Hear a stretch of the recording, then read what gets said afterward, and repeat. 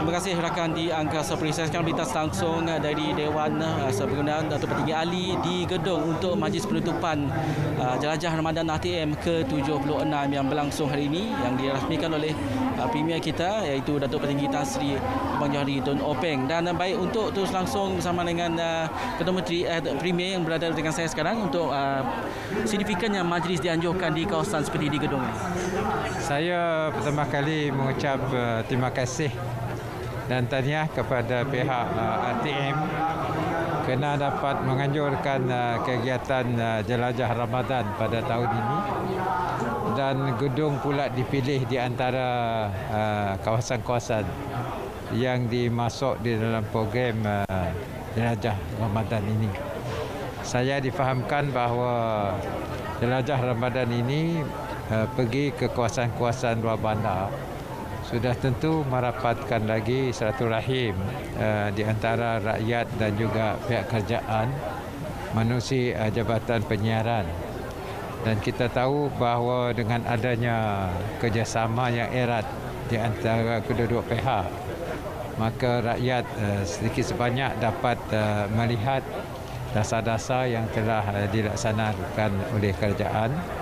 Di samping itu, Jelajah Ramadan ini dapat meringankan beban dalam usaha corporate responsibility pihak jabatan dan RTM bagi meringankan beban masyarakat kita yang akan menyambut Aidilfitri.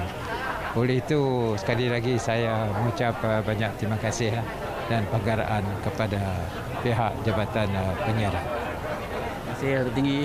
Baik, itu saja yang dapat saya kongsikan dari Dewan Datuk Petinggi Ali. Dan untuk sebentar tadi kita tutup langsung majlis penyerahan bantuan simbolik, iaitu pada 10 daripada 100 penerima merupakan barang makanan, dan juga majlis seterusnya adalah penyerahan bubur pedas.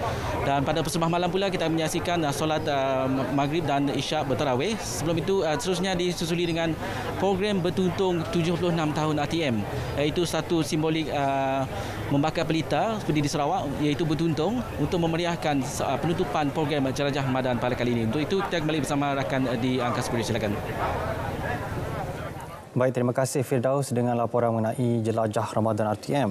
Baik, seterusnya untuk lebih perkembangan dari Sarawak, langsung bersama Buma Win di studio RTM Kuching. Buma, silakan. Baik, terima kasih Hazam. Aktiviti gotong royong memasak bubur pedas dan bubur lambuk antara Pendekatan Radio Televisyen Malaysia RTM menerusi program Jelajah Ramadan kali ini. Menurut penolong penerbit program berkenaan Azlina Ramli, program ini mendapat sambutan menggalakkan dengan kerjasama padu daripada masyarakat di gedung. Ujar Azlina, mendekati lebih ramai rakyat di peringkat akar umbi sedekad yang lalu adalah platform terbaik RTM dalam menyantuni penduduk setempat selain sumbangan kepada golongan yang kurang berkemampuan. Katanya penyediaan bahan bagi memasak bubur pedas dan bubur lambuk yang telah disiapkan lebih awal bagi memudahkan pasukan memasak yang terdiri daripada warga RTM Kuching dan dibantu oleh penduduk kampung. Okey, bahan-bahan untuk mengolah bubur pedas tu memang dah disiapkan lebih awal lah untuk memudahkan kita packing bubur pedas tu. Dan untuk dua gerencing Ramadan naong bubur pedas tu, kami orang akan ready dalam 1,500 kontainer lah. Seperti yang kita lihat lah pada hari itu, ramai sedap penduduk kampung gedung telah turun membantu pihak RTM untuk menjayakan program Jelajah Ramadan. Bukan sejak hari itu, malah 2 hari yang lepas sedap kampung membantu pergi ke rumah-rumah di mana RTM telah membahagikan 90 buah rumah sumbangan. Sebanyak 1,500 pek bubur pedas dan kuih bongkol serta 200 pek bubur lambuk diagihkan kepada penduduk sekitar. Pelbagai aktiviti diadakan bersempena program Jelajah Ramadan di kawasan gedung sebagai destinasi terakhir, termasuk rakaman showcase raya oleh Sarawak FM, penyerahan sumbangan kepada golongan asnaf dan majlis berbuka puasa bersama Premier Sarawak yang juga Ahli Dewan Undangan Negeri Gedung, Datuk Patinggi Tan Sri Abang Johari Tun Openg. Warga Jabatan Penyiaran atau RTM Sarawak terutama penyampai radio diminta sentiasa mempertingkatkan kemahiran menitik beratkan penampilan diri selain kreatif dalam persembahan untuk memastikan RTM terus relevan.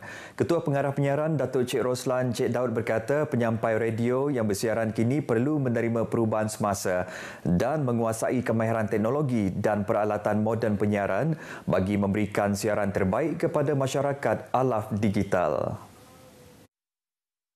Jelas Datuk Cik Roslan ke arah pendigitalan Jabatan Penyiaran justru adalah penting untuk stesen radio mengadaptasi radio bervisual pada masa ini bagi meningkatkan interaksi antara pendengar dan penyampai. Ketua Pengarah itu juga mahu penyampai sentiasa menjaga penampilan kerana dengan adanya siaran radio bervisual, netizen bukan sahaja berpeluang mendengar suara, malah melihat penyampai-penyampai pujaan mereka. Penampilan katanya turut merangkumi cara persembahan yang segar dan menarik supaya masyarakat sentiasa berminat untuk mengikuti program-program yang dipersembahkan. Datuk Cik Roslan juga menegaskan kreativiti dalam penyampaian maklumat dan dasar kerajaan amat penting bagi memastikan maklumat yang disampaikan difahami. Sepatutnya dia menggunakan dia punya kreativiti dia untuk secara bersahaja bukan sahaja direct dia punya pemberitaan tersebut, tetapi mungkin menggunakan kaedah tertentu dari segi kreativiti dia untuk dia menyampaikan, mempersembahkan berita itu dalam bentuk yang santai kepada masyarakat. Barulah kita punya ni dapat menarik perhatian masyarakat supaya masyarakat minat dengan program-program yang kita persembahkan. Oleh demikian, Ketua Pengarah mahu penyampai radio yang terdiri daripada pelbagai bahasa dan dialek di Sarawak untuk menerapkan elemen-elemen berkenaan dalam penyampaian hiburan, maklumat dan pendidikan agar mesejnya sampai kepada masyarakat majmuk di negeri ini. Datuk Cik Roslan ditemui selepas bersiaran dalam program Berloya dengan KP at Sarawak FM semasa sesi lawatan ke RTM Kuching pagi tadi. Terdahulu, beliau berkesempatan menyaksikan siaran langsung berita Iban pukul 10.45 pagi. Perbadanan Pembangunan Ekonomi Sarawak SEDC telah menyantuni seramai 90 orang kanak-kanak dari Rumah Kanak-kanak Toh Puan Haja Norkiah Kuching dan Rumah Kanak-kanak Datuk Ajibah Abul Sri Aman dalam majlis berbuka puasa di Kuching semalam. Majlis turut dimeriahkan dengan kehadiran Yang di-Pertuan Negeri Tun Pehin Sri Abdul Taib Mahmud dan isteri Toh Puan Datuk Patinggi Ragat Kurdi Taib. Hadir sama pengerusi SEDC Tan Sri Dato' Amar Dr. Abdul Aziz Dato' Hussein dan pengurus besar SEDC Abdul Hadi Dato' Abdul Kadir. Majlis yang diadakan merupakan salah satu program tanggungjawab sosial korporat SEDC untuk golongan yang kurang bernasib baik termasuk kanak-kanak yang berteduh di bawah rumah kanak-kanak tersebut. Turut berlangsung pada majlis berkenaan ialah penyerahan sumbangan berupa duit raya dan barangan kelengkapan harian kepada kanak-kanak yang hadir. Selain berbuka puasa, turut diadakan solat maghrib berjemaah. Sementara itu, di Miri, Premier Sarawak Datuk Patinggi Tan Sri Abang Johari Tonopeng berkesempatan berbuka puasa bersama kira-kira 200 penduduk. Pada majlis itu, beliau turut merasmikan Masjid Darul Khairat Bakam yang terletak di Kampung Bakam Lambir yang bernilai 6.74 juta ringgit. Pembinaan masjid itu merupakan pembinaan kali kedua mampu memuatkan 1,150 jemaah.